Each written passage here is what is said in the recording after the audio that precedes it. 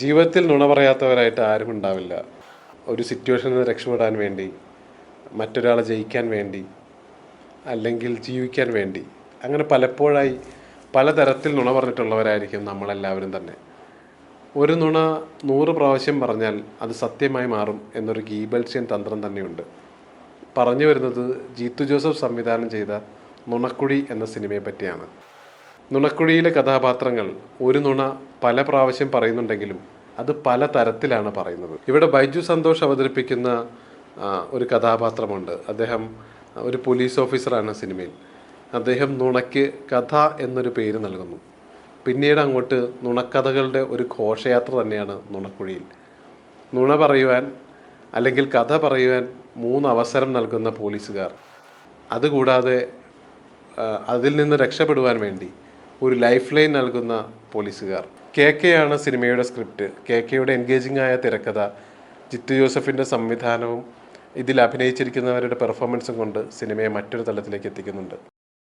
ബേസിൽ ജോസഫ്, ഗ്രേസ് ആൻ്റണി, നിഖില വിമൽ, ബിനു പപ്പു, മനോജ് കെ ജയൻ തുടങ്ങിയ എല്ലാ താരങ്ങളും തന്നെ മികച്ചൊരു അഭിനയമാണ് കാഴ്ചവെച്ചിട്ടുള്ളത്. ഈ സിനിമയിൽ വന്നു പോയിട്ടുള്ള എല്ലാ കഥാപാത്രങ്ങളും, അതിലഭിനയിച്ച എല്ലാവരും നല്ല രീതിയിൽ തന്നെ പെർഫോം ചെയ്തിട്ടുണ്ട്. ജീത്തു ജോസഫ് എന്ന ഡയറക്ടറെ പറ്റി പറയുകയാണെങ്കിൽ അദ്ദേഹം വാക്ക് പാലിക്കുന്ന ഒരു സംവിധായകനാണ് എന്ന് പറയേണ്ടി വരും. ഈ സിനിമയുടെ പ്രസ് മീറ്റിൽ വെച്ച് സിനിമയെപ്പറ്റി പറയാൻ പറഞ്ഞപ്പോൾ അദ്ദേഹം പറഞ്ഞത്, ഈ സിനിമ കണ്ട് നിങ്ങൾക്കെല്ലാവർക്കും ചിരിക്കാം, ആസ്വദിക്കാം എന്നാണ് അദ്ദേഹം പറഞ്ഞത്. അദ്ദേഹത്തിൻ്റെ വാക്ക് 100% പാലിച്ചിട്ടുണ്ട്. ഈ സിനിമയിലെ പ്രധാന കഥാപാത്രത്തെ അവതരിപ്പിച്ചിരിക്കുന്നത് ശ്രീ ബേസിൽ ജോസഫാണ്. അദ്ദേഹത്തെ പറ്റിയും ജീത്തു ജോസഫ് കഴിഞ്ഞ ദിവസം പറയുകയുണ്ടായി.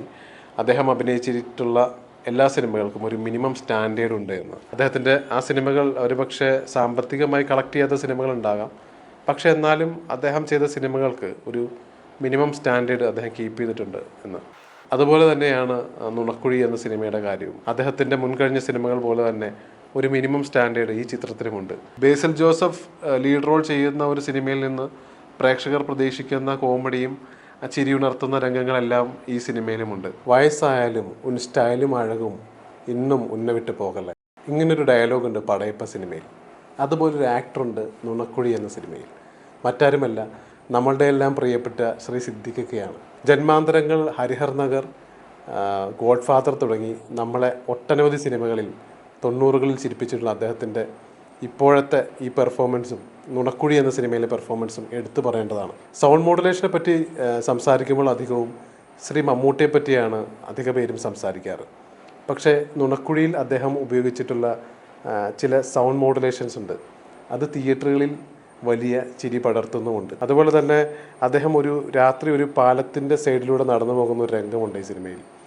ഒരു ഡയലോഗ് പോലും ഇല്ല, പക്ഷേ അദ്ദേഹത്തിൻ്റെ ആ ബോഡി ലാംഗ്വേജും ആ വാക്കിംഗ് സ്റ്റൈലും പ്രേക്ഷകരിൽ ഒരു വലിയ ചിരി ഉണർത്തുന്നു. നുണക്കുഴി നിങ്ങളുടെ പ്രിയപ്പെട്ടവരോടൊപ്പം ചിരിച്ച് ആസ്വദിക്കാവുന്ന ഒരു സിനിമയാണ്. Thank you.